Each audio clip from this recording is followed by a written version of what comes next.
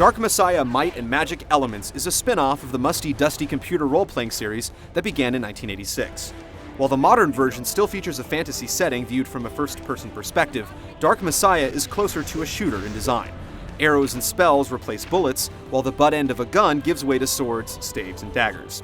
First released on PC in 2006, Dark Messiah, for the Xbox 360, is an updated version offering additional multiplayer features and tweaks to the solo game.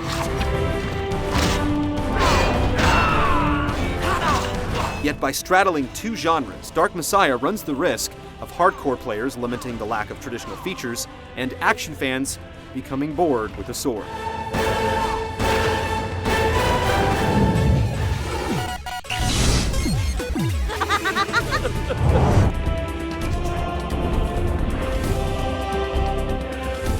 The story follows the adventures of an orphan named Sereth, who is raised by the wizard Fenrig.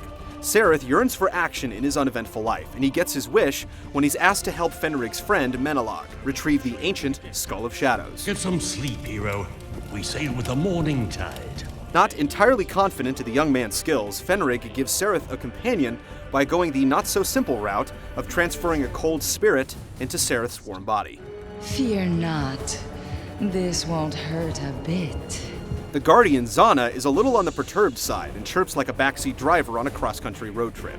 Deliver the crystal to Menelag. Jump across. You can do it. It's not nice to go through other people's things. With help like this, finding the Skull of Shadows will be a Herculean effort, especially since a half-demon, half-man, known as the Dark Messiah, wants it to free a demonic horde from its magical prison.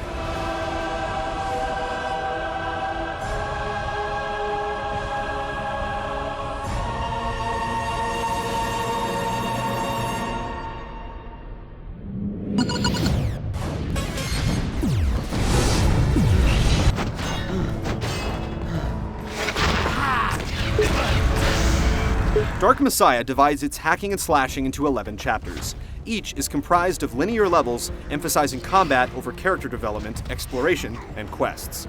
4 featured classes include a warrior, mage, archer, and assassin. As a feature exclusive to the Xbox 360, you can't customize your class in any way, shape, or form. Unlike the PC game, skills are automatically earned as you gain levels, and you're unable to assign stat points to attributes or become proficient in multiple weapon types. The warrior is limited to swords and shields, the mage wields staves, the archer relies on bows, and the assassin slinks around with daggers. The computer game was designed using the Source engine, so Dark Messiah on Xbox 360 features a working physics system and interactive environments.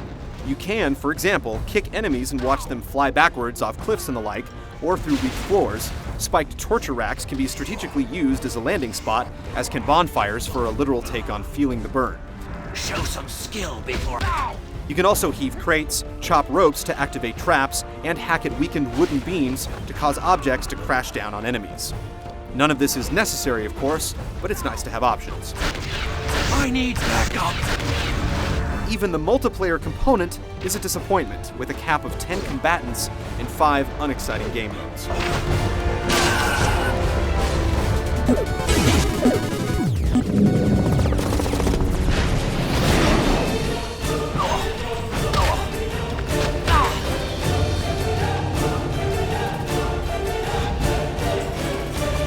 Attacks are initiated with the right trigger, while blocking is activated with the left. Items such as potions or class-specific skills can be assigned to the directional pad for quick access. Other controls include the ability to sneak, crouch, sprint, and jump. While the interface is intuitive, combat is repetitive and boring. Kicks are too effective, allowing you to quickly knock others out of the way while you focus your attacks on a single foe. It also doesn't help matters that your enemies are about as bright as a solar eclipse. Hey, pal! Where Dark Messiah really falters, however, is the ill-advised combination of a first-person viewpoint and sequences where you have to leap across rooftops, shimmy up ropes, and perform similar acrobatic maneuvers, often within a time limit. Expect to get stuck in frustrating spots that involve trying to estimate jump lengths or find valid escape routes while being hampered by the inability to see your character in relation to the environment. There's no other way. Jump! Another curious Xbox 360 feature is the option to collect powerful weapons that can't be used. Most of the loot you'll encounter is part of a silly scavenger hunt list.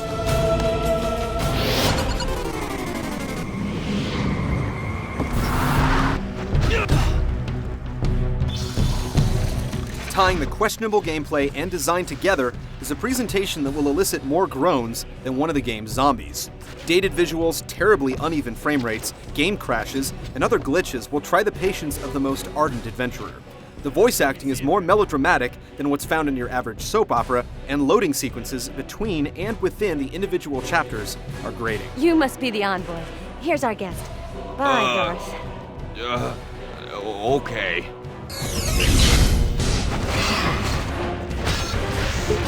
Dark Messiah certainly had potential, but poor decisions and a sloppy conversion put a damper on what should have been an improvement over the earlier PC game.